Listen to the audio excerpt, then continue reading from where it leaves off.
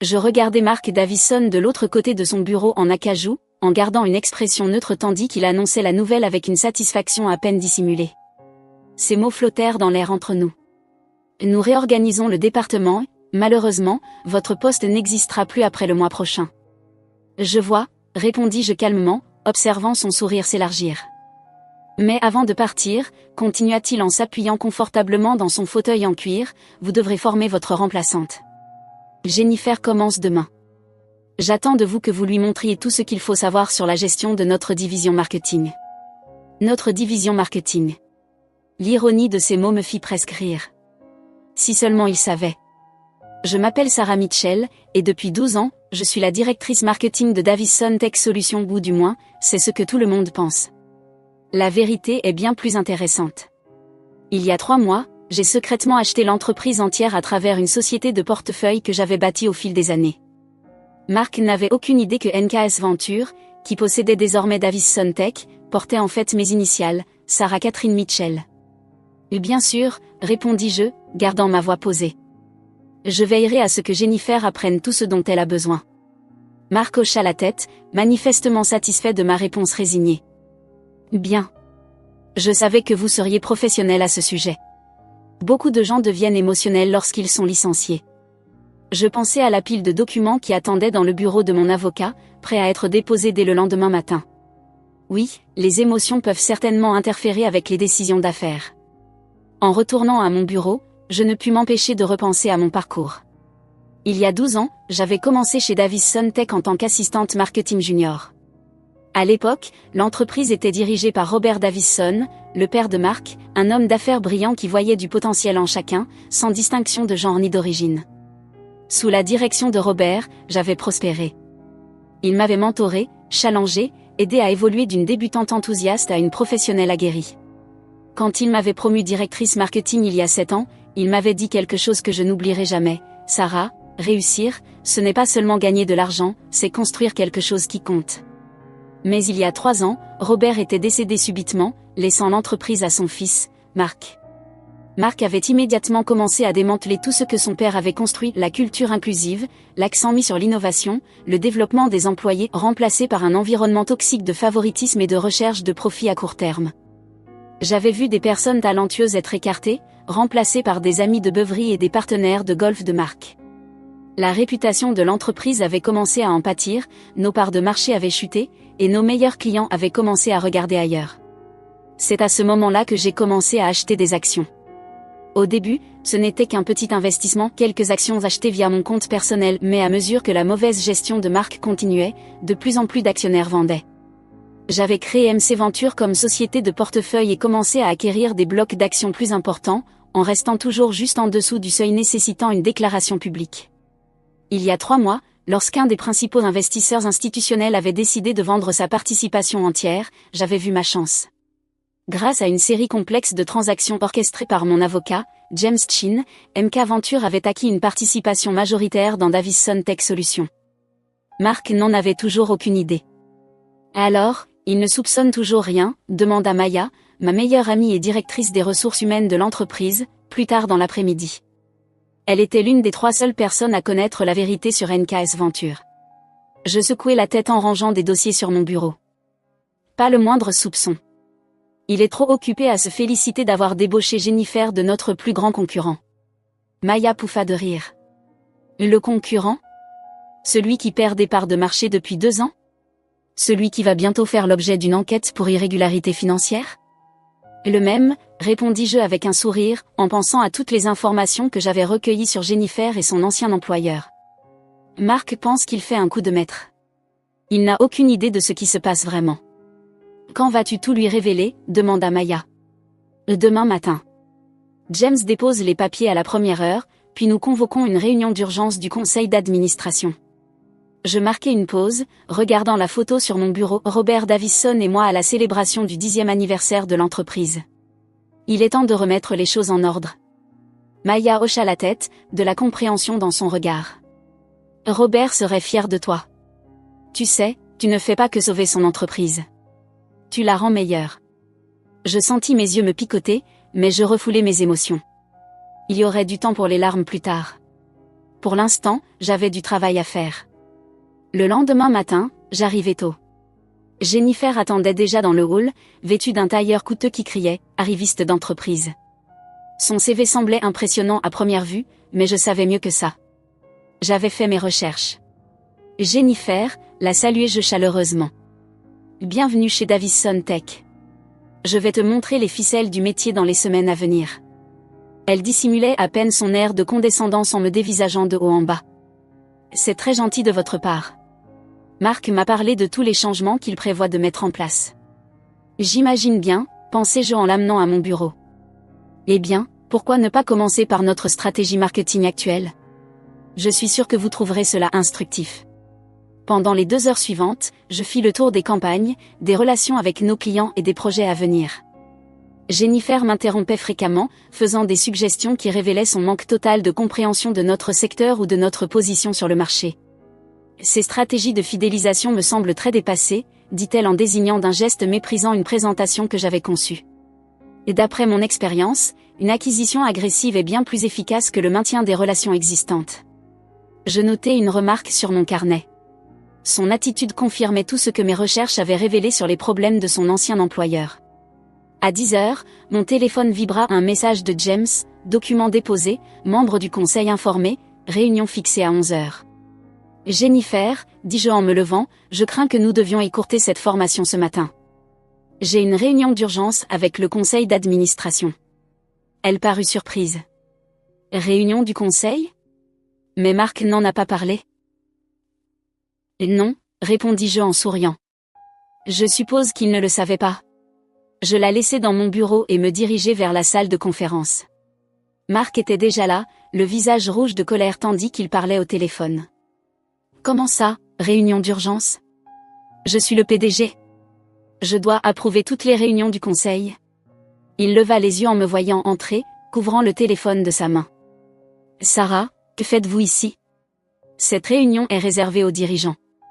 Je sais, dis-je calmement en prenant place à la tête de la table. C'est pour ça que je suis là. Avant qu'il ne puisse répliquer, les autres membres du conseil commencèrent à arriver. Je reconnaissais la plupart d'entre eux, les anciens collaborateurs de Robert, mis progressivement à l'écart par Marc au cours des 3 dernières années. James Chen arriva le dernier, portant un épais dossier de documents. Il me fit un signe de tête en prenant place. Que se passe-t-il ici? Marc regarda autour de la salle, visiblement déstabilisé. Je n'ai pas autorisé cette réunion. Non, répondis-je en me levant. C'est moi qui l'ai fait.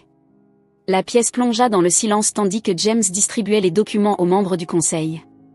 Il y a 3 mois, continuai-je d'une voix ferme, MKS Venture a acquis une participation majoritaire dans Davison Tech Solutions. Depuis ce matin, cette acquisition est complète et dûment enregistrée auprès de la SEC. Le visage de Marc passa du rouge au blanc. La MKS Venture? Mais c'est ma société. Je terminai pour lui, nommé d'après mes initiales, Sarah Catherine Mitchell. Les membres du conseil parcouraient maintenant les documents, leurs murmures de surprise et de compréhension remplissant la pièce. C'est impossible, balbutia Marc. Vous n'êtes qu'une directrice marketing. Vous n'avez pas les moyens d'acheter une entreprise de cette envergure. Je pensais aux années d'investissement prudent, aux longues nuits passées à étudier les rapports financiers, à la planification stratégique qui m'avait mené à ce moment précis. En fait, Marc, je le peux, et je l'ai fait. J'ouvris ma propre copie des documents. Maintenant, devrions-nous discuter de l'avenir de Davison Tech Solutions? L'expression sur son visage était exactement ce que j'avais imaginé, un mélange de choc, de rage et de compréhension naissante. Mais il ne s'agissait pas de vengeance. C'était pour quelque chose de bien plus important. Je sortis une vieille photo de Robert Davison de mon dossier et la posai sur la table. Ton père a construit cette entreprise sur des principes d'innovation, d'intégrité et de respect pour chaque employé. Il est temps de revenir à ces valeurs. Marc se leva brusquement, sa chaise raclant le sol. C'est ridicule. Je vais demander à mes avocats d'examiner cela immédiatement. Il est impossible que cette prise de contrôle soit légale. James Chen se racla la gorge. Je vous assure, Monsieur Davison, tout est parfaitement légal. J'ai personnellement supervisé chaque transaction. Souhaitez-vous voir les documents montrant comment Madame Mitchell a acquis les actions? J'observais James exposer méthodiquement la traçabilité des documents, chaque achat d'action, chaque dépôt, chaque document légal prouvant l'acquisition légitime de Davison Tech Solutions par MKS Venture. Comme vous pouvez le constater, poursuivit James, d'un ton professionnellement neutre, Madame Mitchell possède désormais 51% des actions de l'entreprise. Le conseil a été convoqué aujourd'hui pour voter sur une nouvelle direction. Le visage de Mark se déforma de rage. Espèce de petite. Choisis bien tes prochains mots, l'interrompis-je d'une voix froide. Le conseil te regarde. Et il regardait en effet. Chaque membre, alerte, document en main, observait le drame se dérouler. Beaucoup avaient travaillé avec Robert et avaient vu le déclin de l'entreprise sous la direction de Mark. Membre du conseil, dis-je en me levant pour m'adresser directement à eux. Depuis 3 ans, nous avons vu cette entreprise perdre des parts de marché, des employés précieux, surtout, son identité. La culture d'innovation et d'intégrité que Robert Davison avait bâtie a été systématiquement démantelée. Je commençais à distribuer un autre ensemble de documents, des graphiques montrant la baisse des performances de l'entreprise sous la direction de Mark. Nos marges bénéficiaires ont chuté de 40% en 3 ans. Nous avons perdu 12 clients majeurs. Le taux de rotation du personnel est à un niveau record. Mais plus encore, nous avons perdu notre chemin. Les membres du conseil acquiescèrent en examinant les chiffres.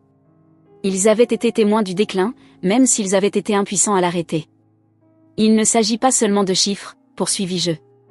Il s'agit de qui nous sommes en tant qu'entreprise.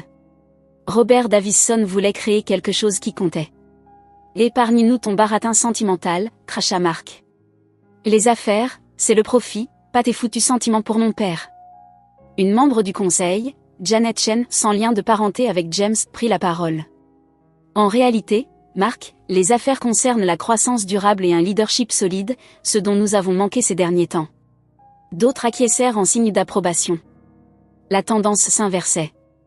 Je propose de voter pour une nouvelle direction, déclara fermement Janet. Je soutiens la motion, ajouta un autre membre du conseil. Mark regarda autour de lui, réalisant qu'il perdait le contrôle. Vous n'avez pas le droit de faire ça. Je suis un Davison. C'est mon entreprise. Et non, répondis-je calmement, c'était l'entreprise de ton père, et il savait que le leadership ne s'hérite pas. Il se mérite. Le vote fut rapide et décisif. En 15 minutes, Mark Davison n'était plus le PDG de Davison Tech Solutions. La sécurité fut appelée pour l'escorter hors du bâtiment, son visage rouge de rage alors qu'il hurlait des menaces de procès et de vengeance. Alors que les membres du conseil quittaient la salle, Janet resta en arrière. Cela n'a pas dû être facile, dit-elle en posant une main sur mon épaule. Mais c'était nécessaire. J'acquiesçai, sentant le poids de la responsabilité s'installer sur mes épaules. Le plus difficile ne faisait que commencer. Les semaines suivantes furent un tourbillon d'activités. D'abord, il y avait Jennifer à gérer. Elle avait été embauchée par Mark spécifiquement pour me remplacer, mais son contrat n'avait pas encore été finalisé. Après une brève conversation où j'ai exprimé mes préoccupations concernant les pratiques de son précédent employeur, elle décida de poursuivre d'autres opportunités. Ensuite, il y eut la tâche de reconstruire. Maya et moi travaillâmes tard le soir pour examiner les dossiers du personnel, en identifiant les talents qui avaient été mis de côté sous la direction de Mark. « Regarde ça », dit Maya un soir en sortant un dossier. Thomas Chen, dans l'ingénierie. Il a été ignoré pour des promotions 3 fois malgré plusieurs brevets et des évaluations de performance excellentes. Organisons une réunion, répondis-je. Nous avons besoin de gens comme lui à des postes de direction. Peu à peu, nous remodelâmes l'entreprise. Je rétablis le programme de mentorat que Robert avait initié. Nous relançâmes le laboratoire d'innovation que Mark avait fermé. Surtout, nous commençâmes à reconstruire la culture qui avait rendu Davison Tech spécial. Un mois après la prise de contrôle, j'étais assise dans ce qui avait été le bureau de Mark, maintenant largement redécoré, en train d'examiner nos progrès avec Maya. Les scores de satisfaction des employés ont augmenté de 30%, rapporta TL, et 3 anciens employés ont demandé à revenir. Je souris en pensant aux changements que nous avions réalisés. Le bureau avait changé, plus dynamique, plus vivant. Les gens n'avaient plus peur de partager leurs idées ou de soulever des préoccupations. Mais tout ne fut pas simple. Mark, fidèle à sa promesse, fit examiner tous les aspects de la prise de contrôle par ses avocats. Ils ne trouvèrent rien d'irrégulier, mais la pression fut intense. Puis vinrent les rumeurs qu'il tenta de répandre, insinuant que l'entreprise était instable sous la nouvelle direction. Nous répondîmes à ces rumeurs par des résultats. En 6 mois, non seulement nous avions stabilisé notre position sur le marché, mais nous avions aussi commencé à croître à nouveau. L'innovation, autrefois étouffée, fleurissait.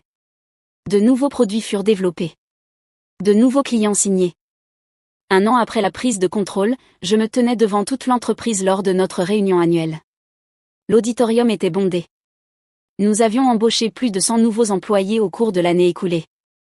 Lorsque Robert Davisson a fondé cette entreprise, commençais-je, il avait une vision, pas seulement celle de créer des produits à succès, mais de construire quelque chose de significatif, un lieu où l'innovation et l'intégrité allaient de pair.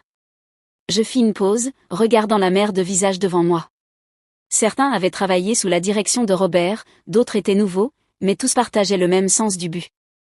Pendant un temps, nous avons perdu de vue cette vision, mais aujourd'hui, nous sommes de nouveau sur la bonne voie.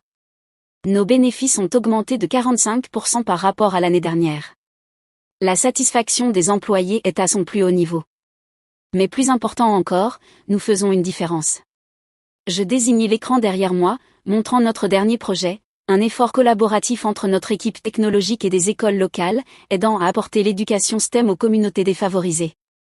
Voilà à quoi ressemble le succès, continuai-je, pas seulement des chiffres sur une feuille de calcul, mais un impact réel sur la vie des gens. Après la réunion, Maya me rejoignit dans mon bureau alors que je regardais la vieille photo de Robert. Il serait fier, tu sais, dit-elle doucement. J'acquiesçai, touchant délicatement le cadre. Je l'espère. Parfois, je me demande si j'ai bien fait, en prenant le contrôle de cette manière. Sarah, dit fermement Maya, tu n'as pas seulement pris le contrôle. Tu as sauvé cette entreprise. Regarde ce que tu as construit. Elle avait raison. Au cours de l'année écoulée, nous avions fait bien plus que simplement restaurer l'entreprise. Nous l'avions rendue meilleure. Notre technologie était plus innovante, notre culture plus forte, notre impact plus grand. La photo sur mon bureau ne montrait plus seulement Robert. À côté, il y avait une nouvelle photo prise lors de notre dernier pique-nique d'entreprise, des centaines de visages souriants, tous faisant partie de quelque chose de plus grand qu'eux-mêmes. Ce soir-là, alors que je me préparais à quitter le bureau, je reçus un email inattendu. C'était de Margaret, la veuve de Robert. Chère Sarah, j'ai observé ce que tu as fait avec l'entreprise cette année. Robert a toujours dit que tu étais spécial, que tu comprenais vraiment ce qu'était Davisson Tech. Il avait raison. Merci de garder son rêve vivant et de l'avoir rendu encore meilleur. Avec gratitude, Margaret. Les larmes me montèrent aux yeux en lisant ces mots. C'était pour cela que je l'avais fait, pas pour me venger de Marc, ni pour un gain personnel, mais parce que certaines choses valent la peine de se battre pour elles. Le lendemain matin, j'arrivai tôt comme à mon habitude. Le bureau était calme, mais pas pour longtemps. Bientôt, il serait rempli d'énergie, d'idées et de possibilités. En me rendant à mon bureau, je passai devant le mur où était accrochée l'ancienne devise de Robert. Le succès ne consiste pas seulement à gagner de l'argent. Il s'agit de construire quelque chose qui compte. Je souris, repensant à tout le chemin parcouru. Marc pensait qu'il m'écartait, qu'il me forçait à former mon remplaçant. Au lieu de cela, il m'avait inspiré à devenir bien plus non seulement une employée, mais une leader, non seulement une responsable marketing, mais une visionnaire. Parfois, la meilleure revanche n'est pas une revanche du tout. C'est prouver que l'on avait raison depuis le début, que l'intégrité, l'innovation et le respect ne sont pas que de jolis mots sur un mur, mais des principes pour lesquels il vaut la peine de se battre. Alors que le bureau commençait à se remplir d'employés, j'entendis le bourdonnement familier de la créativité et de la collaboration. C'était le véritable héritage de Robert Davisson, pas seulement une entreprise prospère, mais un lieu où les gens pouvaient grandir, innover et faire une différence. Et désormais, c'était aussi mon héritage.